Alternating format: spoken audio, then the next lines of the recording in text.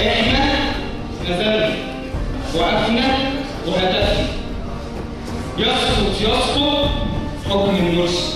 ايوه نزلنا هدفنا وقلنا انا حريه وانا عداله.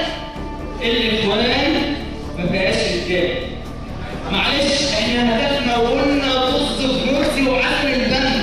رحنا وقفنا نزلنا وقفنا قرارات وطلعنا بصلنا حاجه نزلناها تحت الحلقه. احنا كنا بنسمع ثوره، كنا بنسمع مجد، كنا بنسمع تاريخ. على فكره انا شايف كل حاجه قدامي. كان في اتبقى مقر واسم واحد لله بالسلطه باستجابه. رحنا وقفنا لان الثانيه بتحميهم. هم استفزونا او استفزونا وانا مش عارف، بس احنا قررنا يعني الحاجه دي بدون من تحت رجلينا ونرجع لورا ونبتدي نحدف. اصل هم الداخليه هي بلطجيه. على فكره والله انا شايف كل حاجه وحاسس بكل حاجه، ما حدش يشرح عليا، انا مش شايف. انتوا كده قدامي؟ لا ايوه كده؟ على فكره انا شايف كل حاجه. ما حدش مني انا مش شايف. انا شايف كل حاجه. لا انت مش شايف. وانت نفسك انت مش باصص للحقيقه. لا انا شايف كل حاجه. على فكره لا ابعد عني. وقول لك لا انت مش شايف. انت اعمى. لا انا مش اعمى. ما تقولش عليا ابعد عني.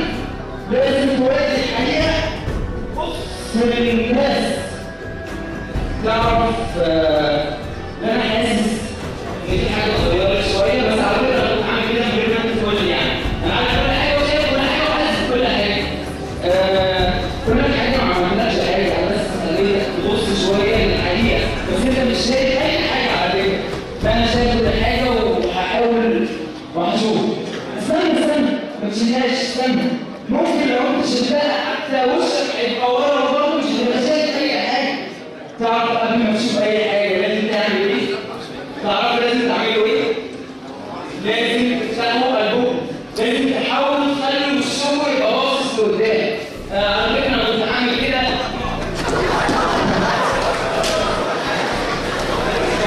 على فكره انا شايف كل حاجه. وكل خطوه بتحصل قبل ما تفتح عينك عايزك تفتح قلبك كويس. ممكن تفتح العقل عينك. حاول تخلي وشك قدام بعض. انا هعمل كده على فكره وعملت كده. انا هعمل كده. انا هخلي وشي قدام. وهبص وهحاول اشوف. بس عايز اقول لك حاجه قبل ما تفتح عينك. ممكن اقول لك حاجه. انت عايز تشتري فيهم وتضرب فيهم وتلعب فيهم وتسد فيهم. تعرف انها مش صدفه. ان كان في واحد اسمه حسن لما سالوه الى ما تدعون فقال انا عايز ايه؟ قال نحن ندعو الى ما يدعو اليه محمد صلى الله عليه وسلم. على فكره دي مش صدفه. وثالث اول رصاصه اول ما قال كده ضربت عليه رصاصه وصاحبه كانوا ماشيين في الشارع فوقع وقام وشال ضرايبه على المستشفى ودوه في اوضه وصاحبه في اوضه عالجه صاحبه وهو سابوه في الاوضه. قعد وينزل لحد ما مات. كانت اول رصاصه. ثالث رصاصه في سوريا. ماده في دستور سوريا بتقول اعدام كل من ينتمي جماعه الاخوان المسلمين. الرصاصه الثانيه في فلسطين اغتيال واعتقال كل من ينتمي للاخوان المسلمين. الاردن، ليبيا، تونس، سجن واعتقال ونقل كل من ينتمي للاخوان المسلمين. الرصاصه الجامده واكبر رصاصه كانت في مصر كانت بتكون 5 اعدام، 7 محاكمات عسكريه، 5 اعدامات وقانون الاف الفرده وهدوهم تحت الارض ودفنوهم بعد عبد الناصر. وطلع 50,000 معتقل من الاخوان. مجموع المحاكمات 10,000 سنه، 300 مليون اموال مصادره. على فكره دي مش صدفه والله العظيم ما صدفه. تعرف دي اسمها ايه؟ بس قبل ما اقول لك دي ايه عايزك تركز معايا. ممكن والله على فكره انا شايف. ما تقولوش عليا انا مش شايف. بس قبل ما تقرروا انتوا شايفين ولا مش شايفين ممكن تاني اقول لكم افتحوا عليكم. على فكره والله العظيم الصدفه قبل الثوره قالوا عليهم محظورين. بعد الثوره لما شافوا قالوا ان هم مندسين. ولما اشتعلت قالوا عليهم محرضين. ولما دافعوا عن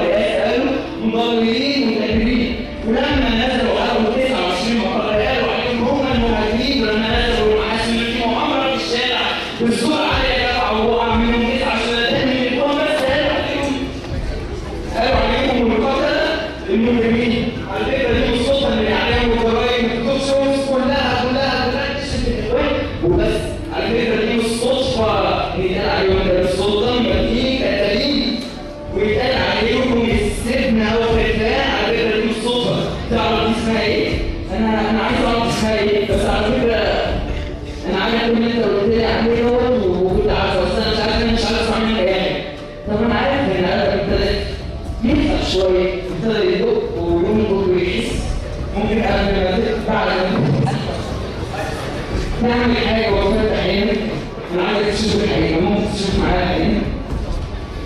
قال له كده انا هعمل كده، هعمل كده ومن غير ما تقول لي انا هعمل كده.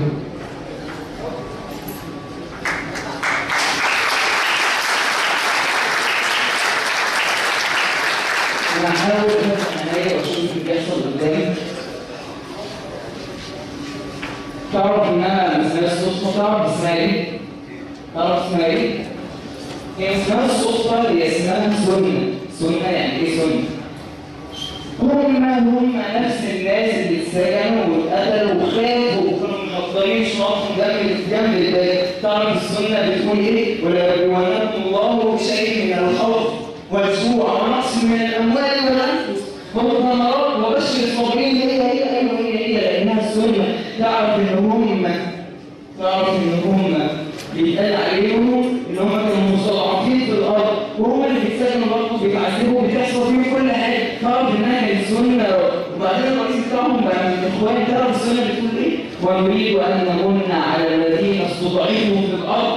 والسلطه بتقول ونجعلهم ائمه ونجعلهم الوارثين. تعرف انها مش السلطه ان الاعلام كله جرايد ودوشوش كله مش غير يعمل حاجتين، غير انه يصلي ويقول كلمه بعد الخطبه. تعرف ان السنه بتقول الذين إن مكناهم في الارض اقاموا الصلاه. الذين إن مكناهم في الارض اقاموا الصلاه. الذين إن مكناهم في الارض اقاموا الصلاه. على فكره دي مش صدفه، على فكره دي سنه. انا ما اقول لك ايه الحاجات عايزك تفتح قلبك وتفتح على تاني معايا وتركز انها مش صدفه. خليكم حافظين وفاكرين دي سنه ربنا لما هو قال ولن تجد لسنه الله تبديلا ولن تجد لسنه الله تحويلا. يعني هي موجوده في كل زمن في كل عصر في كل زمان، بس بتحصل مع ناس معينه. تفكر وشوف هم فين الناس دي يا عم. بتصل بالاخوان فلاسل المسميات فلاسل الشعارات، بس تفكر هم مين مش اخوان مين. لازم يكون في ناس ثانيه ربنا الناس بعضهم ببعض لا فسدت الارض. تعرف يعني ايه؟ يعني كده في كل زمان في كل مكان في واحد بيدافع عن الشر، في واحد لازم يقابله بيدافع عن الخير. هو ربنا قال كده ولولا دفع الله الناس بعضهم ببعض لا فسدت الارض. اهل الشر مالناش دعوه بيهم. فين اهل الخير؟ لازم يكون في ناس اهل الخير بالصدفه ان هم موجودين باثنين مستعين دوله في العالم وصدروا مقاومه اللي هي بعيد الدين الخاصين في فلسطين. ومن الاخوان حطوها في الدفاع الاول وخط الهجوم الاول عشان لما النبي يقول لنا في حديث فاخو بيقول ثم تكون خلافه على منهاج النبوه. ويطلع في البرامج يقول لك الاخوان عايزين يعملوا كده. الاخوان عايزين يعملوا كده. لا الاخوان هم اللي عايزين يعملوا كده. النبي عليه الصلاه والسلام اللي قال لنا في حديث بخاري وحديث مسلم ان الخلافه جايه عيب عليها في البرامج يكتب فيها بالبرامج، بس هي جايه. الاخوان حاولوا يكونوا مطلوبه في الجسر الاسطوري اللي اعترضوا عليه الخلافه بنرجع عليهم عليهم. حاجه في ناس كتير جدا من اللي قاعده، مش ناس كتير يعني ان شاء الله مش ناس كتير، في ناس من اللي قاعده مش موافقه على كلامي. انا عايز ادخل كلامي بحاجه كلنا موافقين عليها، اللي احنا من ناحيه الانتماءات والشعارات والاحزاب والسياسه نفتكر حاجه واحده. نفتكر انما المؤمنون اخوه.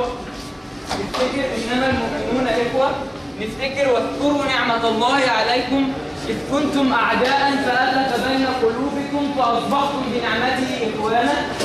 نفتكر المؤمن للمؤمن كالبنيان يشد بعضه بعضا. ممكن نفتكر الحاجات دي، ممكن ننزل الشتيمة واللعن والسب والضرب والقتل ونفتكر إنما المؤمنون إخوة. ممكن يا جماعة نفتكر اللي مستعد نفتكر الحاجات دي يرفع ايدك.